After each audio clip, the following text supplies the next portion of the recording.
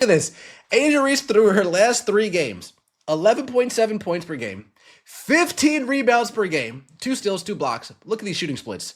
28% from the field, 20% from 3, 67% from the free throw line, 28% when you're shooting within 5. 28% from the field over 3 games, and the part that jumps off the screen is where those shots are coming from. We are not talking about somebody living on contested step-back threes. Most of the damage is happening right around the rim. So the question is not whether Angel Reese can rebound, defend, or impact a game in other ways. The question is what happens when a player getting this much attention becomes this inefficient in the easiest scoring area on the floor. Angel Reese went off tonight. Oh, wow, did she? 8 points. All right, solid. 3 of 13 from the field, 2 turnovers, 0 for 2 from the three-point line, and 50% from the charity stripe. 8 points on 3 for 13 shooting is rough by itself, but that box score gets more interesting because Chicago still won comfortably, which means this is not one of those simple stories where you can point to a bad shooting night and say she cost her team the game. That is what makes this stretch worth digging into. Reese is producing in several categories while simultaneously putting up offensive possessions that look completely disconnected from the reputation around her. And there is another layer coming later, because once you separate the jokes from the basketball, the bigger question is not whether she had a bad game. Every player has bad games. It is why the same problems around the basket keep appearing, and what that means when you are talking about somebody already receiving national team recognition. Gets it back from Jordan Canada right there, the give and go from Jordan Canada, but Reese. Brittney Griner didn't even need to jump for this right here. Brittney Griner didn't even need to. Gets it back from Jordan Canada right there, the give and go from Jordan Canada, but Reese. There are only 2 players averaging double figures for Connecticut. That's Brittney Griner and Layla Lacan. As Brittney Griner, as you mentioned, good to see her back on the floor. That sequence tells you more than the final stat line. Brittney Griner does not have to fly across the paint or make some spectacular recovery. She simply stays tall, stays balanced, and the shot disappears. For a front-court player, that is the kind of possession that immediately raises a technical question. Where is the counter? If the defender stays vertical, can you finish with the opposite hand? Can you use the glass from a different angle? Can you stop underneath the rim, get the defender moving, and then go up? Can you turn that initial touch into a kickout instead of forcing something that is not there? Those little decisions separate productive paint touches from possessions that become easy blocks. And this is where the conversation around Reese gets distorted in both directions. Her critics sometimes act like the rebounds do not count because they dislike the misses. Her defenders sometimes act like the rebounds erase the misses. Neither argument is useful. A rebound is valuable. A block is valuable, a steal is valuable, and a missed layup is still a missed scoring opportunity. All of those things can be true at the same time. For the key. Another quick look on the inside. Angel Reese off on the first one, gets fouled. Off on the first one. Folks, I got a genuine question here. How does your body contort to this manner right here? How does your body contort to this? Another quick look on the inside. How does that happen? Look at her her leg is facing north and her other leg is facing south. One leg's facing east, the other leg's facing southwest. Now watch the body control. This is where the criticism gets more specific than just saying she cannot make a layup. The issue on possessions like this is balance before the shot even leaves her hand. Her lower body is moving in one direction, the contact is coming from another, and she is trying to finish before establishing a strong base. That matters because finishing at the professional level is not simply about being close to the basket. Everybody in the WNBA is bigger, longer, faster, and better at contesting than the players you saw every night in college. The advantage you could create through effort alone disappears quickly. You need footwork, you need timing, you need touch. You need an answer when the first move gets taken away. Reese's motor is part of why she gets so many second chances, but sometimes the motor appears to accelerate the possession when slowing down would actually help her. There are moments where catching, gathering, and making one defender commit would be more effective than immediately throwing the ball toward the rim. That is fixable basketball. But it is only fixable if everybody is willing to acknowledge the problem, instead of turning every criticism into a referendum on whether somebody likes her. Blocked. Oh, Got man. the defender, Reese, to stand up for Reese. Gosh. Yeah, the Denny Grand Slam of the WNBA. You really can't make this up. She's the first person to have a layup shooting slump in basketball history. Went off. Yeah, that's funny. Oh, excuse me. I'm not a Reese fan, but let's be honest here. She also had 4 blocks, 3 steals, and 15 rebounds. She just needs to stop shooting so much. And this is the part the box score dunking misses. 4 blocks, 3 steals, and 15 rebounds is enormous defensive and rebounding production. You cannot pretend those numbers do not matter simply because the shooting was ugly. In fact, that is exactly why Reese is such a strange player to evaluate right now. She can influence a game heavily without being an efficient scorer. That creates a real coaching challenge. If somebody is controlling the glass, generating extra possessions, switching activity levels defensively, and creating chaos around the ball, you absolutely want that player on the floor. But if the same player is taking 13 shots to score 8 points, the offense has to be structured carefully around those limitations. The answer is not automatically stop shooting forever. That would be ridiculous. The answer is shot quality and role discipline. Offensive rebounds should become quick finishes when the rim is exposed, but when 2 defenders collapse, that second possession can be kicked back out and turned into a better team shot. A post touch does not have to end with Reese shooting. A roll to the rim can create gravity. A handoff can create separation for a guard. Screening and cutting can generate value without demanding a difficult attempt. That is how you maximize what she already does well while the finishing develops. Because right now the contrast is impossible to ignore. Dominant activity numbers on one side of the ledger and brutal efficiency on the other. Now here we go. Watch Angel Reese headbutt Aaliyah Edwards. So look. You got Reese who goes up the first headbutt. time. Look at that. Look. You got Headbutt. Reese who goes up the first time. She gets her own Headbutt. rebound and then gets fouled on that backside, and it's definitely a foul right there. Then we get to the physical part of the game. And this is another reason Angel Reese clips spread so quickly. Everything around her tends to look chaotic. There are rebounds, bodies on the floor, collisions, second efforts, and players getting tangled up. The commentary calls this a headbutt, but from a basketball analysis standpoint, the useful question is whether the contact comes from a normal attempt to rebound and finish or from something outside the play. You have to be careful with slow-motion clips because almost any physical sequence can look more sinister when you freeze it frame by frame. Basketball is a contact sport. Players get hit in the face. Players collide going for rebounds. Sometimes a foul is just a foul. But Reese also plays with such relentless forward momentum that she frequently puts herself in positions where bodies crash together. That aggression is part of her identity, and she should not lose it. What she does need is more control inside that aggression, because the same energy that creates 15 rebounds can also create awkward possessions, offensive fouls, unnecessary contact, and rushed finishes. That is why the best version of Angel Reese is not a less aggressive player. It is a more controlled, aggressive player. Like a hard foul. Yeah, the officials, no doubt, are going to take a look at this. Aaliyah Edwards is called. She grabbed my neck. All right, you know what? Surely she grabbed your neck, right? You're an honorable person. You tell nothing but the truth, the whole truth, and nothing but the truth. Rebound. Let's see. Gets fouled on that back. Oh wow, man! You see her grabbing. Backside. Damn, her neck's getting grabbed. It's definitely. Wow, her neck's getting grabbed. Right? Wow, her neck is getting grabbed. Wow. She's about to get chokeslammed. Her neck's getting grabbed. So this is also where internet commentary can run ahead of what the video actually proves.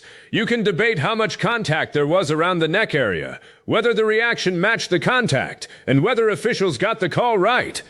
But none of that should become an excuse to invent intent that cannot be established from one replay. The more important point is how quickly every Reese possession becomes part of a bigger argument. One side sees evidence that she is unfairly targeted. Another sees evidence that she receives preferential treatment. One side thinks every hard foul proves opponents are going after her. The other thinks every whistle proves officials are protecting her. That environment makes straightforward basketball criticism almost impossible. And yet the basketball itself is giving you plenty to discuss without reaching for conspiracies. The film is saying she is an elite rebound generator. The box score is saying she can pile up defensive events. The finishing numbers in this stretch are saying the scoring efficiency has cratered. Those are concrete observations. We do not need a secret explanation when the visible one is already fascinating. Look at this. Angel Reese through her last 3 games, 11.7 points per game, 15 rebounds per game, 2 steals, 2 blocks. Look at these shooting splits. 28% from the field, 20% from 3, 67% from the free throw line, 28% when you're shooting within 5 feet. That is bad news bears. Now we can get to the number that should concern Chicago more than any meme. 28% shooting across this 3-game stretch. 3 games is not a season. That distinction matters. Basketball percentages can swing dramatically in small samples, particularly for a player whose shot diet comes from offensive rebounds, contested paint attempts, and physical finishes. So nobody should take 3 games and pretend it permanently defines Reese. But small samples can still reveal recurring mechanical problems, especially when the misses look similar. Watch where the difficulty comes from. She often catches the ball low. She brings it into traffic. Her release can be flat. She sometimes leaves the floor before she has created a clean angle. When the first attempt misses, her elite rebounding instincts immediately get her another chance. But the second attempt can come even faster and with less balance than the first. That creates a strange statistical loop. The very skill that makes Reese exceptional at recovering missed shots also gives her more opportunities to repeat bad finishing mechanics on the same possession. And no, that does not mean she is intentionally missing to collect rebounds. That accusation appears in the source commentary, but there is no evidence presented here proving a player is deliberately missing shots for statistics. From a competitive standpoint, intentionally sacrificing points in a professional game would make little sense when converting the first attempt is obviously more valuable. The more believable explanation is much simpler. Reese is an outstanding offensive rebounder whose finishing skill has not yet caught up to her ability to create extra opportunities. That may not be as entertaining as a conspiracy, but it is actually more important for her career. Folks, you got to go out of your way to shoot 28%. I think Ben Simmons can even shoot better than this. And Ben Simmons doesn't even like shooting. Wow. 28% from the field is historically an outrageous shooting percentage. She misses and gets blocked on purpose to get rebound stats. It's unprecedented and disgusting. And this is where the criticism has to become fair instead of just funny. 28% is undeniably terrible efficiency, but the claim that she is missing on purpose is an accusation, not an established fact. Nothing in this footage demonstrates intent. What we can establish is that offensive rebounds complicate the way people read her numbers. If you miss, recover the ball, miss again, and then finally score, you may finish the possession with points and multiple rebounds while also hurting your field goal percentage. That does not make the rebounds fake. It also does not make the misses irrelevant. This is why player evaluation requires more than choosing the statistic that supports whichever argument you already wanted to make. If you only show rebounds, Reese looks overwhelmingly productive. If you only show field goal percentage, she looks catastrophically inefficient. Put the full picture together and you get something more interesting. A player who already possesses one truly elite WNBA skill, high-level rebounding, while still carrying a major offensive weakness that opponents can exploit. That is not an insult, it is a scouting report. And now we reach the part that raises the stakes beyond one ugly week of shooting. They're sending this shit to the FIBA World Cup. That's a protected species. Ouch. Yeah, she's on the Team USA World Cup team. If this person makes the national team in 28 over some of the heavy hitters that we're going to have in the league by then, it's literally just for her name. That's it. It's protected species. The national team discussion changes the standard. Once your name is being connected with Team USA in future international competition, people are not comparing you with an average rotation player anymore. They are comparing you with the deepest pool of women's basketball talent in the world. That is where the scrutiny becomes legitimate. A national team roster is not an award for popularity. It is not supposed to be a list of 12 famous names. It is a basketball construction problem. You need shooting. You need size. You need ball handling. You need defensive versatility.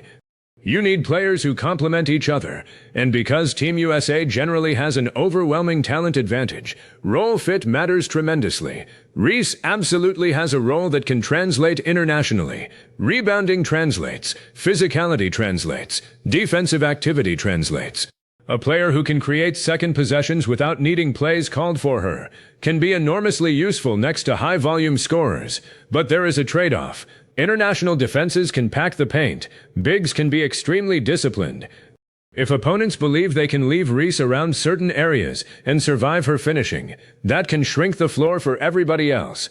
This is where the real answer to the question we opened with starts becoming clear. The issue is not that Angel Reese is somehow secretly a terrible basketball player because she missed layups. The issue is that her strongest skill and weakest skill both happen around the same location on the court. She gets you possessions at the rim better than almost anybody. Then she has to convert enough of them to prevent defenses from turning that strength into a tactical weakness. That is the development point that matters. Damn, she's literally the Russell Westbrook of the... That's disrespectful to Russell Westbrook. Damn. Sharing shots with one of the worst offensive players in the league. Yeah, this is bad news bears. Yo, really put shooting splits. That's wild. They're sending this shit to the feeble. The Russell Westbrook comparison in that clip is obviously made as an insult, but there is actually an interesting basketball idea buried underneath it. Westbrook, at his peak, generated enormous value through pace, pressure, rebounding from the guard position, and relentless rim attacks. Later in his career, as efficiency dropped, debates around him became increasingly polarized. Supporters pointed to the production. Critics pointed to the possessions that production required.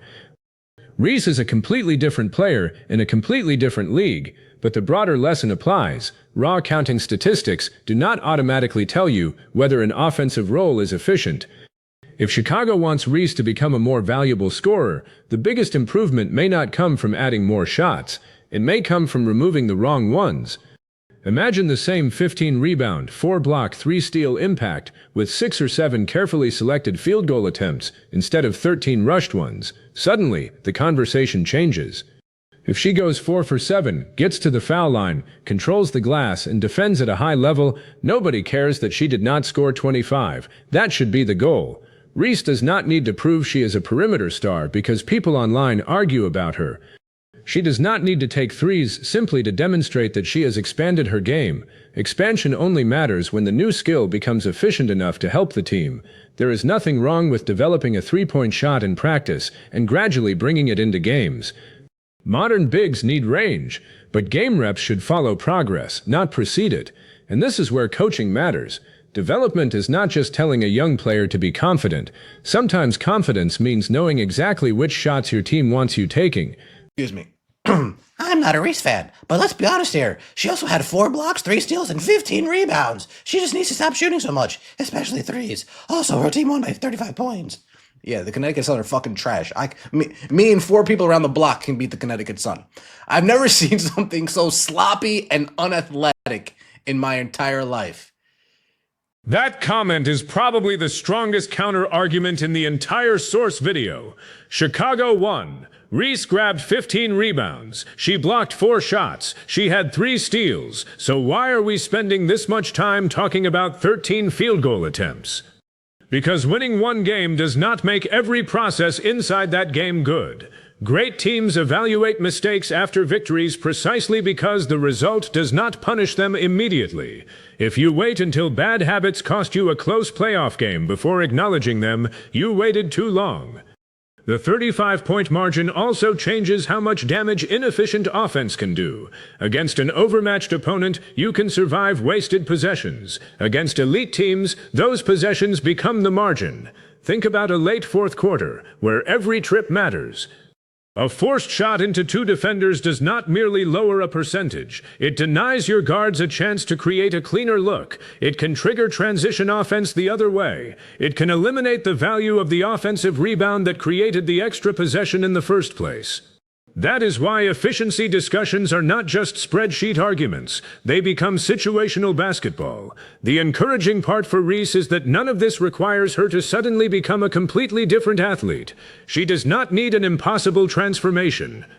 Better footwork, improved touch, smarter kickouts, stronger use of the glass, and more patience after offensive rebounds would produce immediate gains without sacrificing the things she already does well. And because she is still developing, those improvements are entirely plausible. What cannot happen is treating every criticism as hatred and every rebound as proof that the offense is fine. Development requires an honest diagnosis. But folks, she's not the only one that looked absolutely abysmal last night. Brick Center gave us this awesome highlight tape. The amount of air balls in a WNBA game is insane. Now, the Fever don't usually have this many air balls, but let's take a look at this garbage that we're about to watch. Oh, man. And Reese was not the only player catching heat in this game.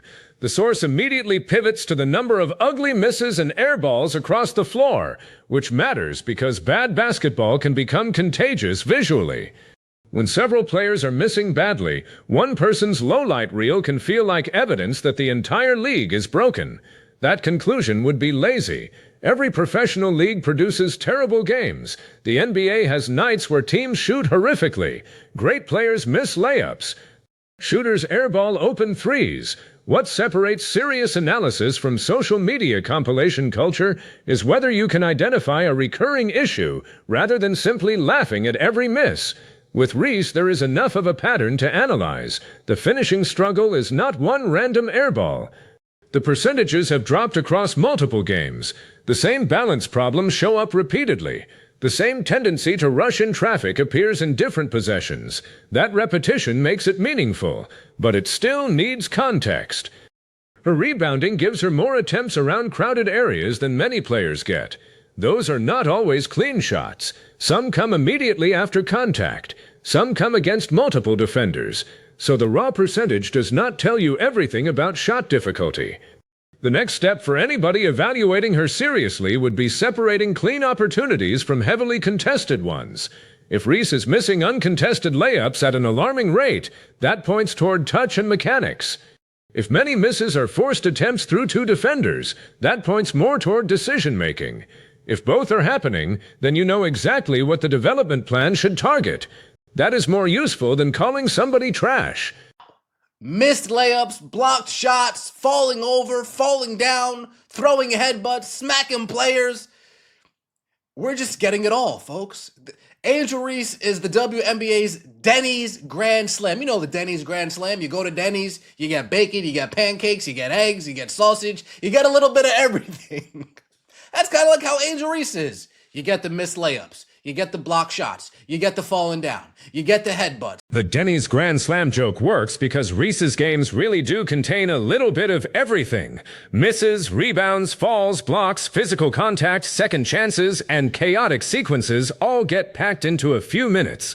But underneath the joke is the reason she remains one of the most discussed players in the league. She is almost impossible to ignore. Some players have quiet bad games. Reese rarely does anything quietly. Her style is visible. When she dominates the glass, you notice. When she misses 3 shots on one possession, you notice. When she gets tangled with somebody, you notice. That visibility magnifies both praise and criticism. It also creates a temptation for everybody covering her to choose a side. Either she is a star whose flaws must never be discussed, or she is an overrated player whose strengths somehow do not count. Both positions are unserious. A much more interesting conclusion is that Angel Reese has already proven she belongs in the league because one elite skill can keep a player valuable while the rest of the game develops. The question now is how high her ceiling goes. If the finishing never improves, opponents will keep daring her to solve the same problem. Her rebounding will remain valuable, but there will be a ceiling on how much offense you can run through her. If the finishing becomes merely average, everything changes. She does not need to become Aja Wilson around the basket. She does not need an unstoppable post package. If she simply converts the obvious chances consistently, uses better judgment after offensive rebounds, and punishes defenders for leaving her, then suddenly that rebounding dominance becomes much more dangerous because teams cannot survive the extra possessions she creates. That is the real payoff here. The ugliest clips are funny, but they are also showing you exactly where the next stage of her career will be decided. It's just so damn bad. Let me know your thoughts in the comment section below. Like the video, hype the video, subscribe to the channel. That means so much to me. What a disgusting night of WNBA hoops last night. See you next time, and as always. So strip away the memes for a second and make the choice based on the basketball. Is this simply a nasty shooting slump from a young player whose rebounding and defense already make her valuable, meaning the finishing will eventually catch up? Or are we looking at a real offensive limitation that teams are going to exploit until Angel Reese changes her shot selection, footwork, and decision-making around the rim? I think the answer over the next stretch will tell us far more than another 15-rebound box score, or another viral missed layup ever could. The rebounds are real, the defensive activity is real, and right now the finishing problem is real too. Tell me which side you are on in the comments, temporary slump or genuine offensive red flag. And if you want more WNBA breakdowns that separate the actual basketball from the internet warfare, like the video and subscribe.